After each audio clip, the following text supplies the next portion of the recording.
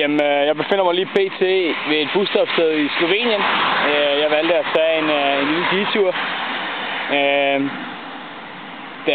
Det bjerg, jeg skulle over for at komme igennem Slovenien, umiddelbart virkede mindre end det andet. Og hvis det var det, så er jeg indtil videre ret glad for, at jeg har gjort det, for jeg synes, det bjerg i Slovenien, eller det for at komme til Slovenien, er rimelig højt.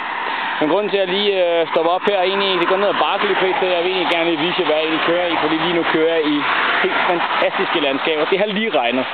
Jeg har lige nøjagtigt undgået det, det er skide fedt altså. Men jeg tager lige en panorama-view for jeres skyld. Det der jeg kommer fra, skal jeg bare se bjergene. Jeg kan se de hvide skyer deroppe, fordi det lige har regnet. Jeg kan se floden dernede. Og ved de træer ligger der en landsby. Et fantastisk smukt landskab. Og på den anden side her, jamen der har jeg jo bare Mount Everest også altså. Men det var umiddelbart det. Jeg vil bare lige vise det også senere brug. Men vi ses. Hej så.